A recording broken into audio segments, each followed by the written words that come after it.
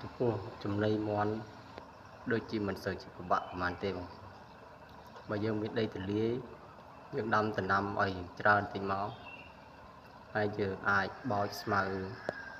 ជាមួយក៏កាត់តកួនមានតកួនមានអីខ្លះចឹងណាបងប្អូនហើយនឹងបន្លែពណ៌បៃតងច្រើនទៅយើងដាំក្នុងបញ្ចាស់ដាក់ឲ្យវាស៊ីតើបងប្អូនទៅមាន់ទាំងទី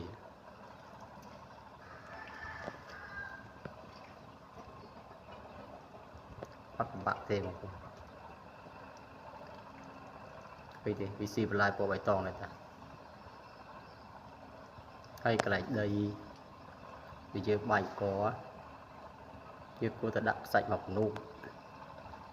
សម្រាប់វិចិត្រគ្រាប់ខ្សាច់សម្រាប់ជួយបំពន់កែរបស់វាបងប្អូន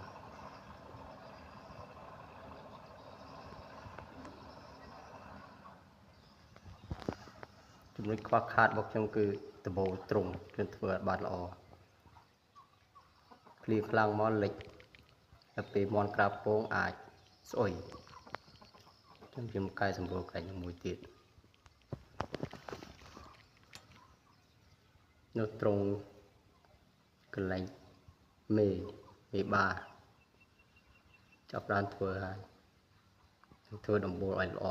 ពីសង្កសីថ្មីមក